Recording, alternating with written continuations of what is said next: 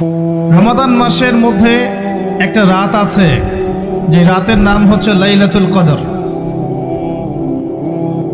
আমি আশা করি আপনারা সবাই এই সূরাটা জানেন। বা'দা আউযু বিল্লাহি মিনাশ শাইতানির রাজীম, ইন্না আনজালনাহু ফি লাইলাতুল কদর। নিশ্চয়ই আমি কোরআনকে নাজিল করেছি লাইলাতুল কদরে, ভাগ্য রজনীতে। ওয়া মা আদরাকা মা লাইলাতুল কদর। হে নবী মুহাম্মদ সাল্লাল্লাহু আলাইহি ওয়াসাল্লাম, আপনি কি জানেন লাইলাতুল কদর কি জিনিস? লাইলাতুল কদরি খায়রুম মিন আলফি শাহর। লাইলাতুল কদর হচ্ছে হাজার মাসের চাইতে উত্তম। এখানে গাণিতিকভাবে ব্যাখ্যা করতে যাবেন না 1000 মাস সমান সমান কত বছর হয়, ব্যাপারটা এমন নয়। এখানে আধিক্য বোঝানো হয়েছে।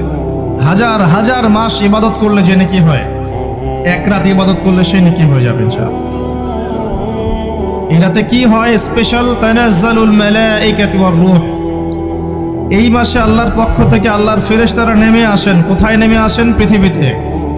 তাদের সর্দার হিসেবে থাকেন জিবরাইল আলাইহিস সালাম। তানাজ্জালুল মালাইকাতু ওয়ার রূহু ফিহা বিইذনি রাব্বিহিম। আল্লাহর রবের আদেশে তারা এই কাজটা করেন। মিন কুল্লি আমর, প্রত্যেকটা বিষয়ের ফয়সালা হয় এই রাতে। আপনার আমার তাকদীর লেখা হয়েছে আসমান জমিন সৃষ্টির 50,000 বছর আগে। আপনার আমার তাকদীর লেখা হয়েছে আসমান জমিন সৃষ্টির 50,000 বছর আগে। আল্লাহ পাক সমস্ত সৃষ্টির তাকদীর লিখেছেন প্রথম দফায়। দ্বিতীয় দফায় তাকদীর লেখা হয়েছে যখন আমার আপনার রূহ আমাদের মায়ের গর্ভে ছিল 4 মাস 10 দিন বয়স। ওই সময় আল্লাহর পক্ষ থেকে ফেরেশতা আসেন, এসে লিখে দেন তার হায়াত, তার রিজিক, সে সৌভাগ্যবান না দুর্ভাগ্যবান। এরপর রূহটাকে ফুঁকে দেন, বাচ্চা নড়াচড়া শুরু করে। এর আগ পর্যন্ত পেটের মধ্যে বাচ্চা নড়াচড়া করে না।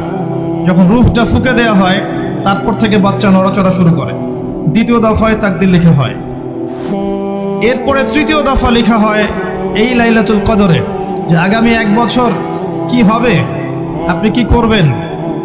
অর্থাৎ 1 বছরের বাজেট প্রণয়ন করা হয় প্রত্যেক লাইলাতুল কদরে। তানাজ্জালুল মালাইকাতু ওয়ার রূহ ফিহা বিইذনি রাব্বিহিম মিন কুল্লি আমর। এই রাতের আরেকটা বৈশিষ্ট্য হচ্ছে সালামুন হিয়া হাত্তা মাতলাইল ফজর। ফজর পর্যন্ত এই রাতে শান্তি শান্তি শান্তি শান্তি প্রশান্তি বজায় থাকে। এই রাতে আপনি যে দোয়া করবেন, যে কোনো দোয়াই করবেন, যদি আপনার রিজিকটা হালাল হয় ইনশাল্লাহ কবুল হয়ে যাবে। যে কোনো দোয়া। এই রাতে যারা ইবাদত করে দাঁড়িয়ে দাঁড়িয়ে, তাদের চতুর্দিকে ফেরেশতারা সমবেত হন, তাদের দোয়ায় তারা শরীক হন, তাদের জন্য দোয়া করতে থাকেন। ঠিক তখনই দেখবেন মুমিন বান্দার চোখ দিয়ে টপ টপ করে পানি পড়া শুরু হয়েছে। আপনি ফিল করতে পারবেন যে আপনার দোয়া আল্লাহ কবুল করছেন। এই রাতের ইবাদতকে 1000 মাস দিয়ে গুণ করলেও কখনো সমান হবে না। একটা রাত ইবাদত করলে আপনি হাজার হাজার মাসের নেকি পাচ্ছেন। এই সুযোগটাকে ছেড়ে দেওয়া যায়? কবে এই রাত স্পেসিফিকলি বলা যাবে না 27 তারিখেই, স্পেসিফিকলি বলা যাবে না যে 21-এর রাতেই, 23-এর রাতেই বা 25-এর রাতেই। নির্দিষ্ট করে বলার কোনো সুযোগ নাই। নবী সাল্লাল্লাহু আলাইহি ওয়াসাল্লাম লাইলাতুল কদর পেয়েছেন এবং ওই রাতে বৃষ্টি হচ্ছিল। তিনি সেজদা করছেন, তার কপালের মধ্যে মসজিদে নববীর যে মাটি আছে এই মাটির কাদা লেগেছিল। তখন কিন্তু মসজিদ টাইলস ফিটিং ছিল না। মাটির মসজিদ থেকে নবী সাল্লাল্লাহু আলাইহি ওয়াসাল্লাম বিশ্ব পরিচালনা করেছেন। আর আমাদের এখন তাজমহলের মতো মসজিদ, হেদায়েতের কোনো হও নাই এখানে। এটা আখিরুজ্জামানের সাইন। মসজিদগুলো হবে চাকচিক্যময়, হেদায়েত শূন্য। হাদিস একদম স্পষ্ট আছে, মসজিদ হবে চাকচিক্যময় কিন্তু হেদায়েত শূন্য। ইভেন দেখবেন নামাজ পড়ছে মুসল্লি, পাশে হই হুল্লো করছে। দিনের কথা আলোচনা হলে বা নামাজ পড়লে, কেউ কোরআন তেলাওয়াত করলে আদবের সাথে যে পাশে শোরগোল করতে হয় না, এটাও এখন বুঝাতে হয়। বুঝাতে গিয়ে যদি আপনি এই আয়াত তেলাওয়াত করেন, লাহুম কুলুবুন লা ইয়াফকাহুনা বিহা, কিছু মানুষকে আল্লাহ পাক কলব দিয়েছেন, বোঝে না। ওয়ালাহুম আযানুন লা ইয়াসমাউনা বিহা, কিছু মানুষকে আল্লাহ পাক কান দিয়েছেন, শোনে না। ওয়ালাহুম আ'য়ুনুন লা ইউবসিরুনা বিহা, কিছু মানুষকে আল্লাহ পাক চোখ দিয়েছেন, দেখে না। উলাইকা কাল আনআম, এরা আনআমের মতো। বাল হুম আদাল, বরং তার চাইতেও নিকৃষ্ট। তখন কিছু মানুষের ইগোতে লেগে যায়। আচরণ কিন্তু এমনই। কোরআন যেখানে তেলাওয়াত করা হচ্ছে, নবীর হাদিসের কথা বলা হচ্ছে, সেখানে উঁচু স্বরে কথা বলা জায়েজ নেই। নামাজ পড়ছে একজন ব্যক্তি, সে আল্লাহর সাথে সরাসরি কথা বলছে, তার পাশে কথা বলা জায়েজ নেই। এমনকি নামাজরত ব্যক্তির পাশে কোরআন তেলাওয়াত করাও জায়েজ নেই। আমার কথা কি বুঝতে পারছেন? একজন ব্যক্তি নামাজে দাঁড়িয়েছে, আল্লাহর সাথে কথা বলছে, পাশে আপনি কোরআন তেলাওয়াত করতে পারবেন না জোরে জোরে। মনে মনে করতে হবে, করতে চাইলে মনে মনে করতে হবে। অনেক সময় মসজিদের ভিতরে দেখবেন নামাজ পড়া হচ্ছে, শোরগোল করছে। নবী সাল্লাল্লাহু আলাইহি ওয়াসাল্লাম বলেছিলেন, আখিরুজ জামানে, তিরমিজিতে আছে হাদিসটা, আখিরুজ জামানে ইসলামের নামটুকু থাকবে, ইসলামের প্রকৃত বিষয়গুলো থাকবে না।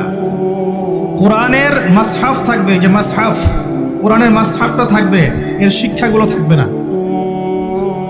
মসজিদগুলো হবে চাকচিক্যময়, কিন্তু মসজিদ হবে হেদায়েত শূন্য।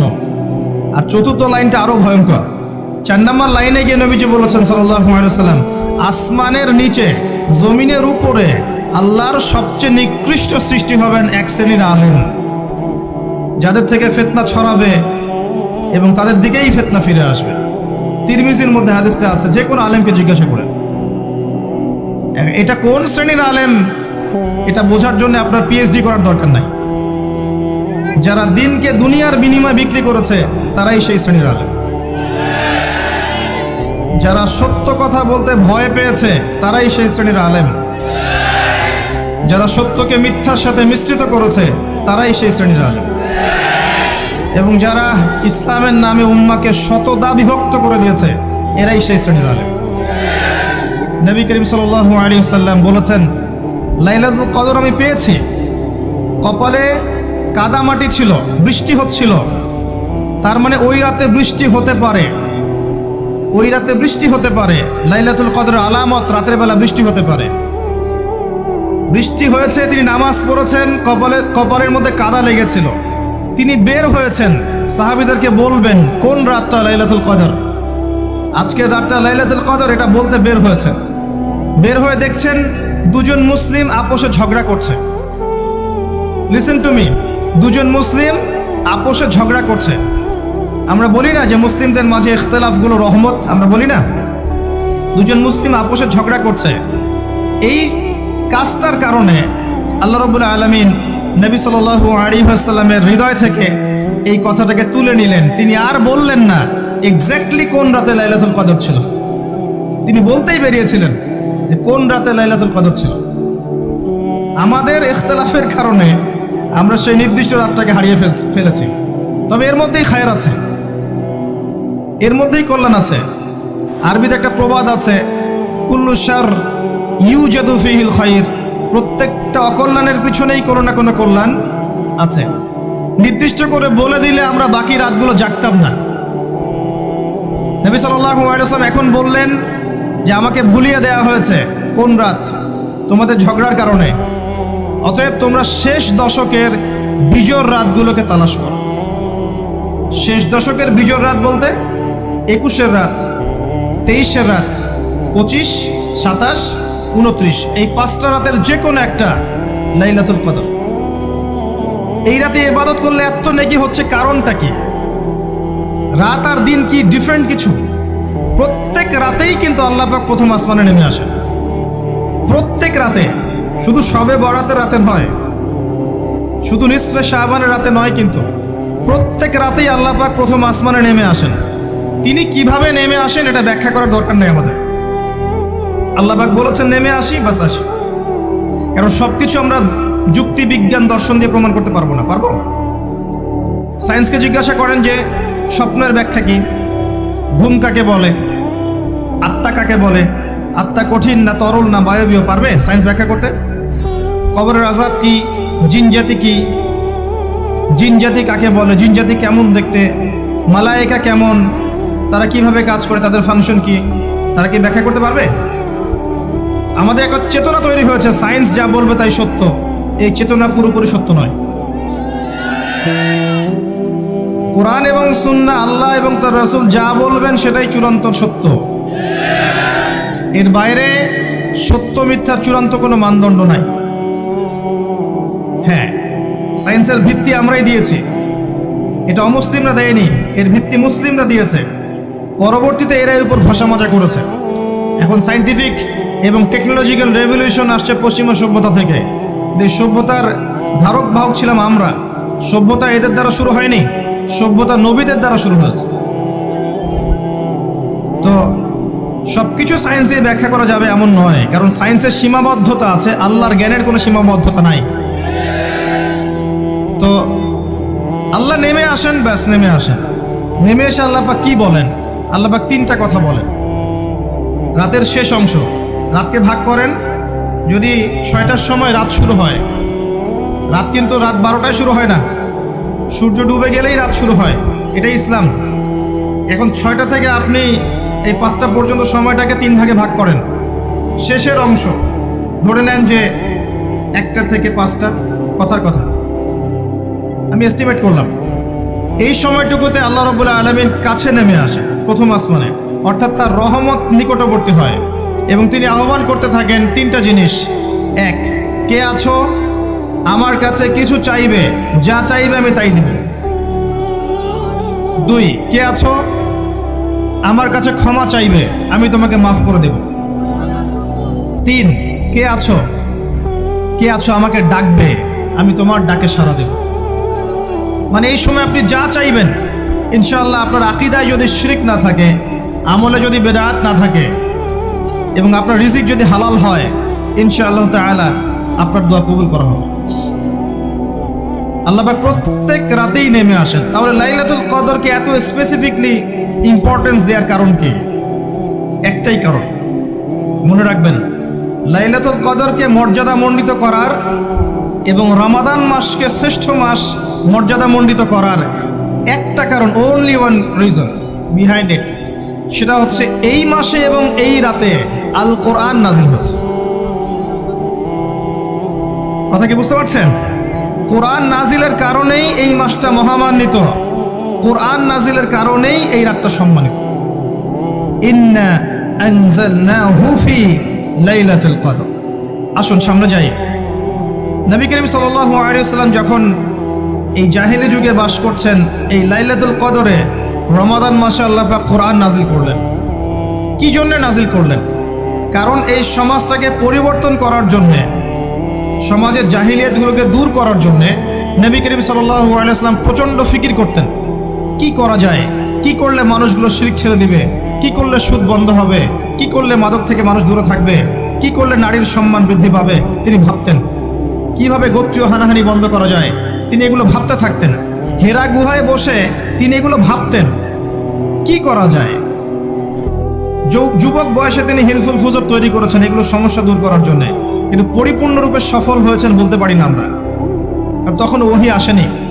এই ভাবতে ভাবতে ভাবতে ভাবতে একদিন এক রাতে তার কাছে আল্লাহর পক্ষ থেকে কোরআন নাজিল হলো। সূরা আলাকের প্রথম 5টা আয়াত, বিসমিল্লাহির রহমানির রহিম, ইকরা বিসমি রাব্বিকাল্লাযী খালাক। পড়ুন আপনার রবের নামে, যিনি আপনাকে সৃষ্টি করেছেন। খালাকাল ইনসানা মিন আলাক, যিনি মানুষকে সৃষ্টি করেছেন জমাট বাঁধা রক্তপিণ্ড থেকে।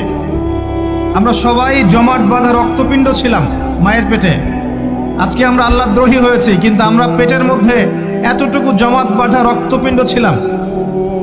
সূরা ইয়াসিনের মধ্যে আল্লাহ পাক এই কথাটা বলেছেন, তোমাদেরকে তো নুতফা থেকে সৃষ্টি করেছি, ফাইদা হুয়া খসিমুম মুবিন, যখন সে বড় হয়েছে সুস্পষ্টভাবে আল্লাহর বিরুদ্ধাচরণ করছে।